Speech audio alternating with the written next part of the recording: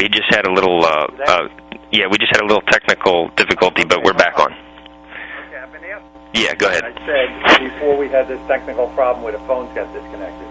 What I said was, in answering the question on the specific issue of abortion and then expanding that, that I myself have confessed to the sin of murder on numerous occasions. By that meaning, I wish for the death of other people in my heart. I didn't actually kill them, but I did favor, at that point, their death. It was a sin, of course. And therefore, I was equivalent, in essence, to an abortionist who also wishes the unjustified death of an innocent person. What I am saying is that I did not consider myself at any time outside the church. What I considered myself was a rather sinful Catholic. When it comes to someone like Ted Kennedy or these alleged public Catholics who take terrible positions and advocate terrible policies, unless or until they have made some kind of act of formal renunciation, either in their mind or through their mouth, writing or something like that, they are still Catholics, but they're very bad ones. And, of course, they can't be saved holding that position at their final judgment.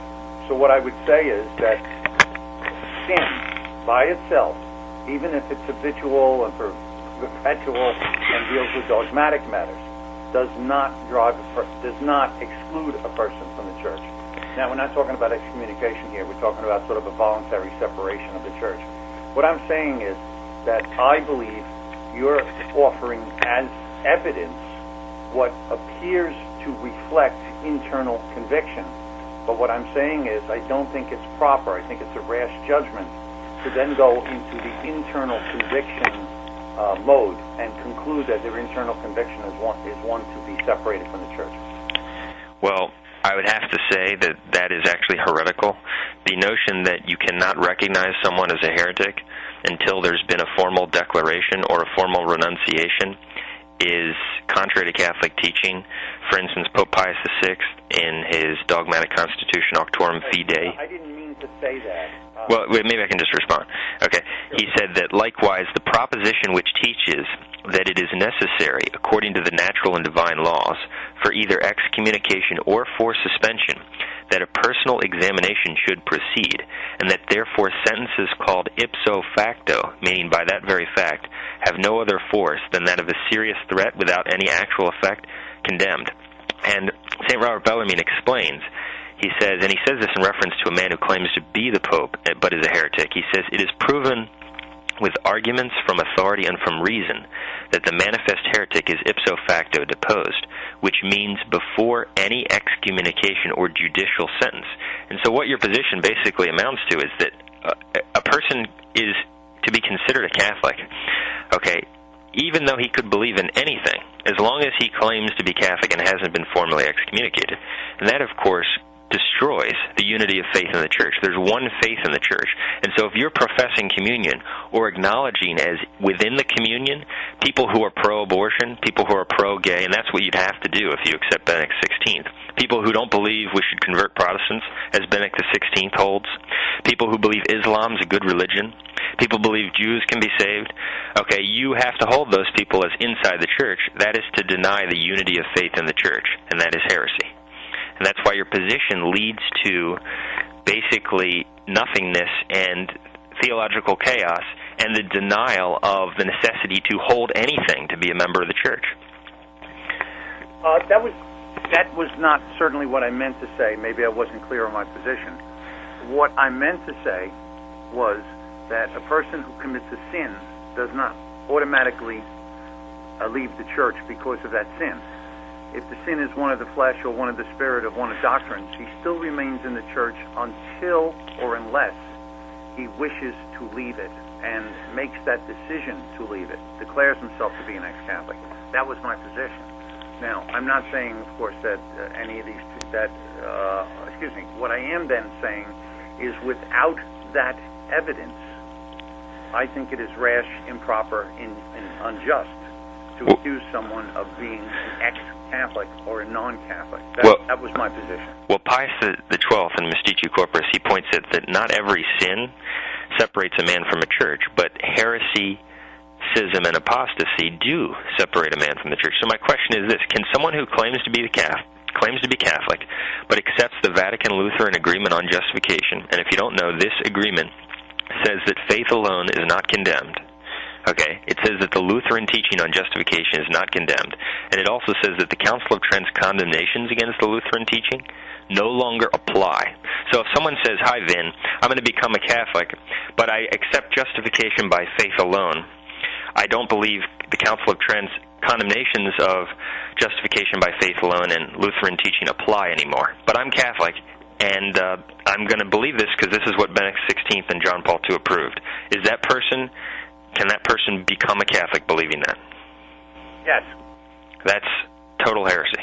Okay, I disagree with you. Okay, so you have to admit that you believe one can be inside the church when he believes in justification by faith alone. Yeah. Okay, that's an... Catholic can make a mistake, and that the mistake will not exclude him from the church. Now, just to be clear, okay, if the person believes that at the time of his judgment, he'll be damned. So he'll be a Catholic in hell. It won't have done him much good. But what I'm saying is, yes, a person enters the church if he's validly baptized, and then, regardless of what sins he's committed, until he essentially obtains a divorce, he remains a Catholic. And what I'm saying again is, without that type of formal renunciation, I believe it is improper, unjust, and rash to judge people being outside the church. Well, I think that you've just proven the point here, that the logic of your position leads into apostasy. That, no, you cannot become a Catholic if you do not accept the dogmatic teaching of the church. Those who reject the dogmatic teaching of the church are heretics, and that's why Pope Leo XIII says in Satis Cognitum on the unity of the church that a man who dissents even in one point from the authoritative teaching of the magisterium is to be considered as alien to the church. He's not to be considered as inside the church. Okay, he's to be considered as alien to the church. And that's why there's no unity of faith in your false church.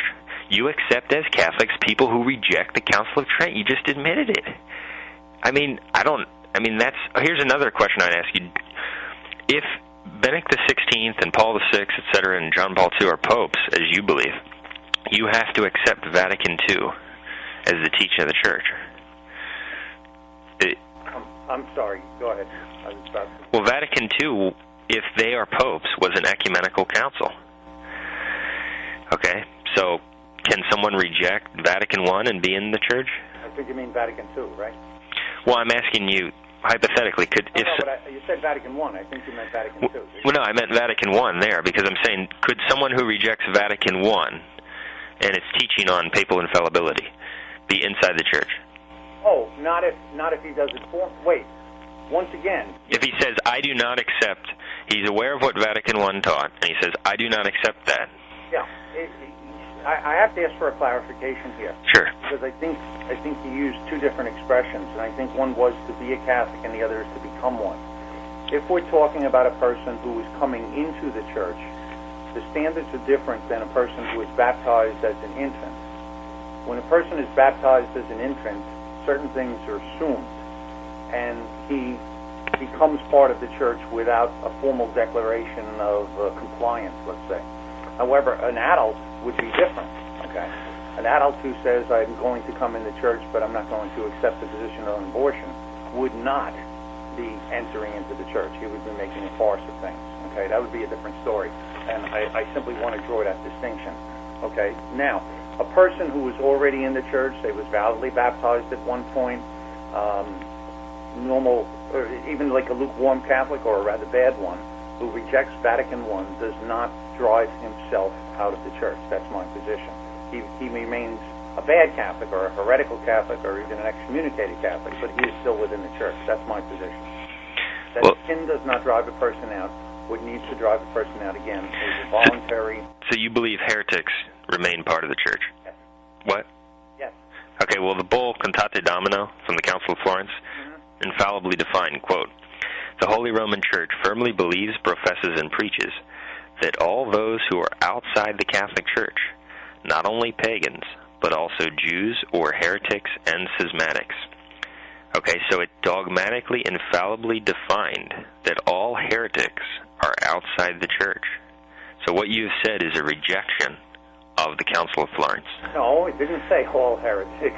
Yeah, it says all those who are outside the Catholic Church, not only pagans, but also Jews, heretics, and schismatics. They're outside the Church. Yeah, I'll give you another quote.